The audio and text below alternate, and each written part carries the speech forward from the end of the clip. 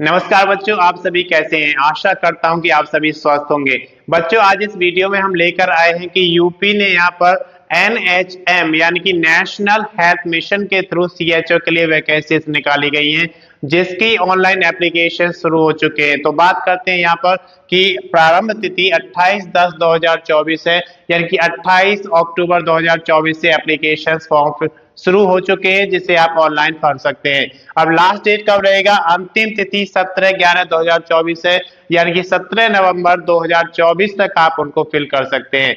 इसके बाद देखिए यहाँ पर आवेदन शुल्क। हर एग्जाम्स का जब आपको आवेदन शुल्क देना पड़ता है तो उसमें कुछ ना कुछ आपके पैसे लगते हैं, लेकिन यहाँ पर आवेदन शुल्क आपको बिल्कुल नहीं देना है। तो आवेदन शुल्क जो होगा यहाँ पर शून्य होगा।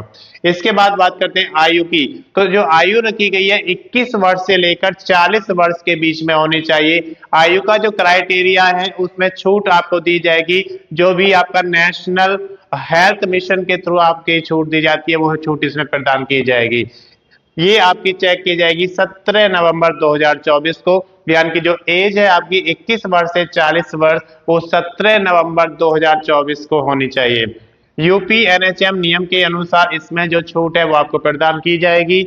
योग्यता की अगर बात करें तो बीएससी नर्सिंग, आपके पास या तो बीएससी नर्सिंग की डिग्री होनी चाहिए, उसके अलावा सीसीएचएन का सर्टिफिकेट आपके पास होना चाहिए। सीसीएचएन का सर्टिफिकेट अगर आपके पास है तो आप इसके लिए एलिजिबल हो जाएंगे। इसके बाद रजिस्ट्रेशन की अगर बात करें तो आपका इंडियन या फिर स्टेट नर्सिंग काउंसिल में रजिस्ट्रेशन भी होना चाहिए। अगर आप इस वैकेंसी के लिए अप्लाई करने चाहते हैं तो इंडियन नर्सिंग काउंसिल या फिर स्टेट नर्सिंग काउंसिल में आपका रजिस्ट्रेशन होना जरूरी है। इसके बाद बात करते हैं कि अधिक जानकारी आप इसका रीड नोटिफिकेशन किस पर करेंगे? आप एनएचएम यूपीवी की वेबसाइट पर जाएंगे, वहां से इसकी अधिक जानकारी आप और ले सकते हैं।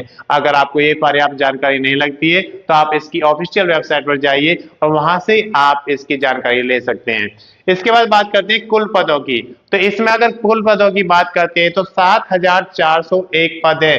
CHO जो कि कम्युनिटी हेल्थ ऑफिसर होते हैं, उसके 7401 वैकेंसी यहाँ पे निकाली गई है, जिनमें से यूआर का मतलब होता है अनरिजर्व, यानी कि सामान्य कैटेगरी के लोग जिन्हें रिजर्वेशन नहीं मिलता है, उनके यहाँ पर पदों की बात करें तो 2960 पद यहाँ पे दिए गए हैं। इसके बाद बात करते हैं हम ओबीसी अदर बैकवर्ड कास्ट, जिन्हें हम अन्य पिछड़ा वर्ग भी कहते हैं, उसकी वैकेंसी यहाँ पर 1998 दी गई है। अगर बात करते हैं ईडब्ल्यूएस वो कैंडिडेट्स होते हैं जो इकोनॉमिकली वीकर सेक्शंस में आते हैं। वो आपका यूआर वाले कैंडिडेट्स भी हो सकते हैं, ओबीसी वाले भी हो सकते हैं, किसी के भी हो सकते हैं। इसमें एक इकोनॉमिकली वीकर सेक्शन को रखा गया है जिसकी इकोनॉमिकली कंडीशंस अच्छी नहीं होती है, उनकी जो सैलरी है वो कम होती है या इनकम कम होती है। एससी की अगर बात करें तो 1555 वैकेंसी यहाँ पे एससी के लिए रखी गई है। एसटी के लिए 148 वैकेंसी रखी गई है। और जो ईडब्ल्यूएस की हम बात कर रहे थे तो ईडब्ल्यूएस में 740 वैकेंसी यहाँ पे दी गई है। इसके बाद बात करते हैं कि सबसे अधिक पदों की संख्या कहाँ पर है। यहाँ पर जिले वाइज आपको अलग अलग वैकेंसीज दी गई है। ये उत्तर प्रदेश राज्य के सभी जिलों में निकाली गई है। सबसे ज्यादा वैकेंसी किस जिले में है वो आप यहाँ पर देख सकते हैं। जौनपुर की अगर बात करें तो 271 वैकेंसीज यहाँ पर सीएचओ की दी गई है। गाजीपुर की बात करें तो 250, कुशीनगर यहाँ पर 309 वैकेंसी दी गई है, बहराइच में 257, लखीमपुर खीरी 228 वैकेंसी है, महाराजगंज में 212, प्रतापगढ़ की अगर बात करें तो 210 और हरदोई में 202 वैकेंसी दी गई है। इसके अलावा बाकी के जो जिले हैं उनमें इनसे कम वैकेंसीज दी गई हैं। तो आप अपना एप्लीकेशन ऑनलाइन भर सकते हैं। अगर आपको इसकी अधिक जानकारी चाहिए तो इसका नोटिफिकेशन आप देख सकते हैं एनएचएम यूपी की ऑफिशियल वेबसाइट पर जाकर। मैं समझता हूं कि ये जो आपको इन्फॉर्मेशन दी गई है ये आपके लिए पर्याप्त है। अगर आपको इन्फॉर्मेशन पर्याप्त लगती है तो आप चैनल को सब्सक्राइब करें और वीडियो को ज्यादा से ज्यादा शेयर करें, जिससे कि ज्यादा से ज्यादा लोगों के पास ये मैसेज जाए और वो इसका ऑनलाइन एप्लीकेशन भर सके। राजस्थान में पीजीटी की बहुत सारी वैकेंसीज निकाली गई हैं, जो कि सब्जेक्ट वाइज डिटेल्स हम यहाँ पर आपको दिखाने वाले हैं कि किस सब्जेक्ट में कितनी वैकेंसीज निकाली गई हैं। अगर अभी तक आपने चैनल को सब्सक्राइब नहीं किया, सब्सक्राइब करें, वीडियो को लाइक करें एंड शेयर करें। तो देखिए यहाँ पर प्रारंभिक तिथि की अगर बात करें तो 5 11/2024 यानी कि 5 नवंबर 2024 से एप्लीकेशन शुरू हो चुके हैं। और अंतिम तिथि की अगर बात करें तो 4/12/2024 यानी कि 4 दिसंबर 2024 तक आप इसको फिल कर सकते हैं। तो ये आपकी अंतिम तिथि रहेगी एप्लीकेशन फिल करने की। इसके बाद बात करते हैं कि आवेदन शुल्क क्या रहेगा। जब भी आप कोई गवर्नमेंट जॉब के लिए एप्लीकेशन भरते हैं तो उसका कोई ना कोई शुल्क आपको देना पड़ता है। तो यहाँ पर एप्लीकेशन चार्ज की अगर बात करें तो एप्लीकेशन फी यहाँ पर अनरिजर्व और अदर स्टेट के लिए 600 रुपये, यानी कि अगर आप सामान्य जाति में आते हैं या फिर आप अदर स्टेट के कैंडिडेट्स हैं और आप इसका फॉर्म फिल करना चाहते हैं तो आपको एप्लीकेशन का जो शुल्क है वो 600 रुपये देना होगा। अगर आप ओबीसी, बीसी, एससी या ST, OBC other backward caste में आता है, ऐसे शेड्यूल कास्ट को कहते हैं, और एसटी आपका शेड्यूल ट्राइब्स होता है। अगर इसके कैंडिडेट्स आप हैं तो आपको 400 रुपये का चार्ज देना होगा। ये कैंडिडेट्स उसी स्टेट के होंगे जो कि राजस्थान का वैकेंसी है, तो राजस्थान के लिए ही होगा। बाकी अदर स्टेट से अगर आप हैं तो आपको कोई भी एप्लीकेशन फी में चार्ज में छूट नहीं मिलेगी। इसके बाद बात करते हैं आयु की। अगर आयु की बात करें तो 21 वर्ष से 40 वर्ष होनी चाहिए, यानी कि आपकी आयु 21 वर्ष से कम नहीं होनी चाहिए और 40 वर्ष से ज्यादा नहीं होनी चाहिए। और ये एज आपकी कब चेक की जाएगी? 1/1/2025 यानी कि 1 जनवरी 2025 को आपकी आयु 21 वर्ष से कम नहीं होनी चाहिए और 40 वर्ष से ज्यादा नहीं होनी चाहिए। अब बात करते हैं कि एज में छूट क्या होगी। तो एज में छूट जो आपको मिलती है वो आरपीएससी के नियम के अनुसार यहाँ पर छूट दी जाएगी। जो भी आरपीएससी का रूल कहता है उसी के अकॉर्डिंग आपको एज में छूट यहाँ पर मिलेगी। इसके बाद बात करते हैं योग्यता की।